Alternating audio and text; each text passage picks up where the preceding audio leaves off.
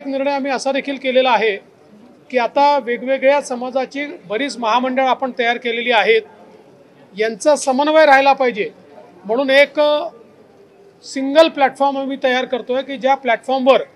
ही सगळी महामंडळं, त्यांचे कार्यक्रम, त्यांच्या योजना, त्यांचे पदाधिकारी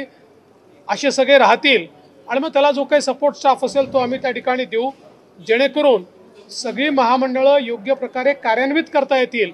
आणि सगळ्यांच्या माध्यमातून चांगल्या प्रकारच्या योजना या आम्हाला त्या ठिकाणी साकारता येतील अशा प्रकारचा आमचा प्रयत्न आहे। आणि यासोबत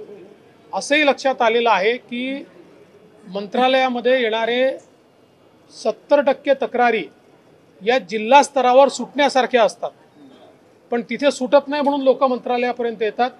त्यामुळे त्याही संदर्भात एक रोबस्ट ग्रीव्हान्स रिड्रेसल सिस्टीम आम्ही तयार करतो की जेणेकरून जिल्हा स्तराच्या तक्रारी जिल्ह्यातच सोडवल्या गेल्या पाहिजेत, लोकांना त्या तक्रारी घेऊन मंत्रालयात येण्याची आवश्यकता पडू नये।